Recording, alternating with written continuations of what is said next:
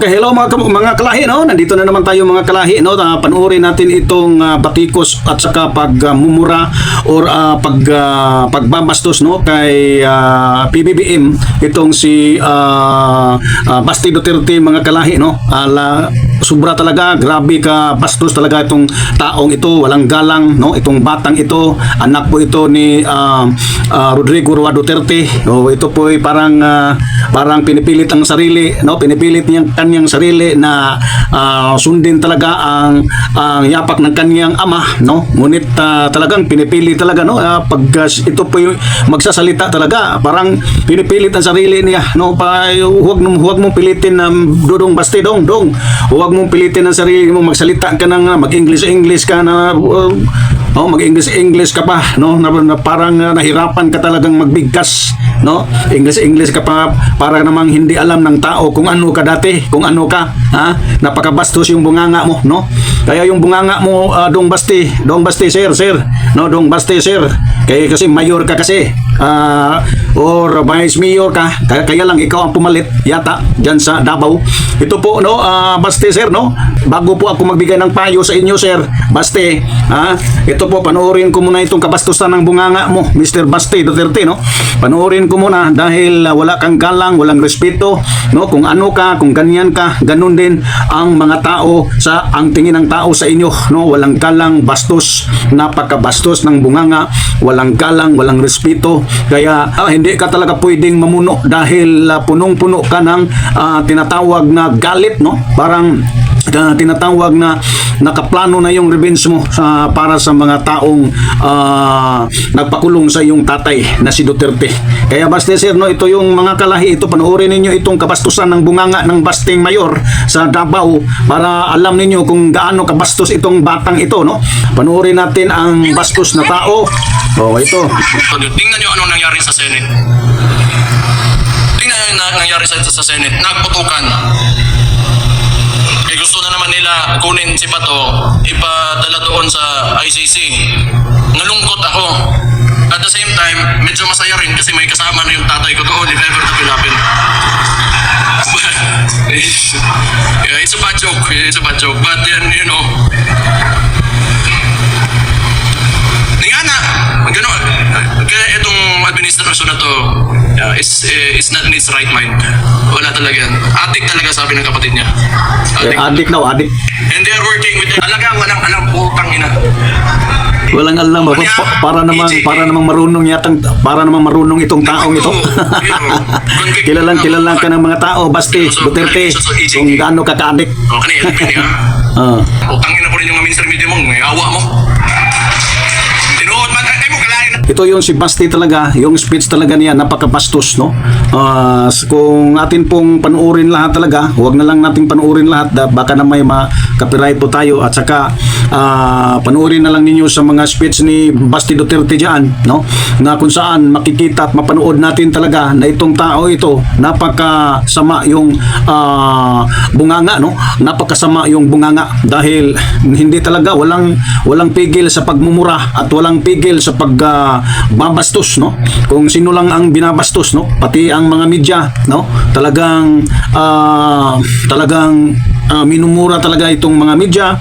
Tapos itong ating presidente, no? Napakabastos ang pananalita sa taong ito patungkol sa atin pong presidente PBBM, no?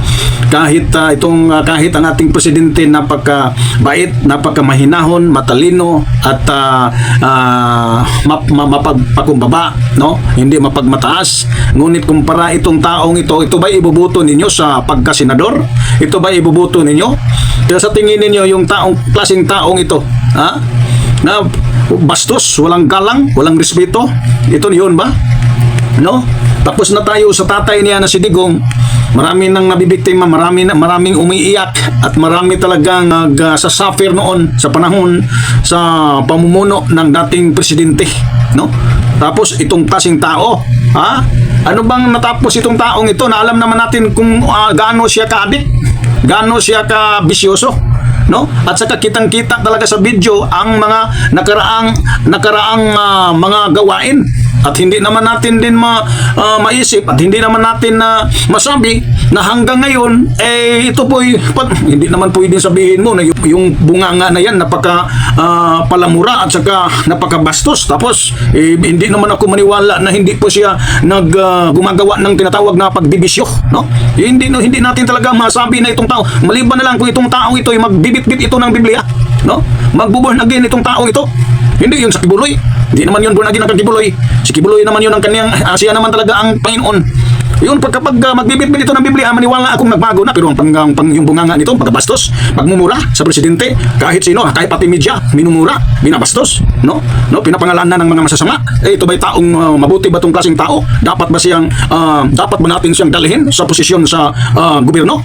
Huwag mag-isip naman tayo mga kalahi, no? Mga kalahing Pilipino, kailangan ang lahing Pilipino talagang nasa linya po tayo na maayos. Talagang ma-align po tayo sa mga taong may respeto, hindi bastos, tapos may takot sa Diyos. Yun ang kailangan nating hanapin mga kalahi, no? Panoorin natin itong taong ito na pinapangalanan ng ating presidente bangag, adik, dahil daw sinabi daw ng kapatid ni PBBM na si Amy Marcos, talagang sinasabihan niya ang presidente na yung puwit daw, nagkano-ano lang daw ang pumapasok sa puwit ni PBBM. Napakabastos, walang galang talaga, walang respeto, no? Kaya panoorin natin itong video na nagpapatunay na ang totoong bangag ito si Basti. Ang totoong adik ito si Basti, at ang totoong masama itong klaseng taong ito na hanggang ngayon liban na lang kung ito'y magbago. Panoorin natin mga kalahi itong maiksi na video. Yan, no? Ito pong pantano nila, nagmamariwana. Sige. Naging viral ang video ito ni na Ellen Adarna at Presidential son Baste Duterte na ayon sa ilang netizen, tila nagmamariwana raw si Baste. Pero sa Instagram post ni Baste, pinagtawanan lang niya. Yun ang mga kalahi, no? Talagang malinaw talaga na ang nagangalan ni PBBM na bangag, adik ay wala talagang katotohanan. Ang totoong adik at bangag itong si Basti na walang galang, walang respeto, bastos. Ito talaga yung adik.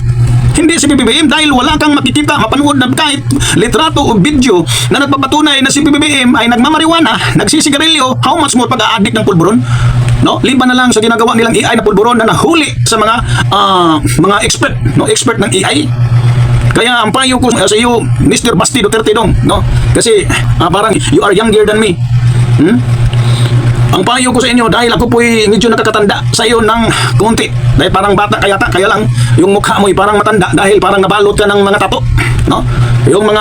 Yung tato na nasa katawan mo, no? Ito po'y parang sign na talagang yung isipan mo'y gusto mo talagang marumi. Tingnan mo yung mukha mo, tingnan mo yung katawan mo na puno ng mga tato, marumi. Kaya yun talaga ang nasa loob ng puso't isipan mo. Gusto mo talaga na dumihan yung sarili mo. Sign yun na hindi ka karapat-dapat kahit anong posisyon sa gobyerno, dahil hindi ka magandang ehemplo, Mr. Basti Duterte. Kaya payo ko sa inyo, no? Habang bata ka pa, hindi ka pa tumanda, no?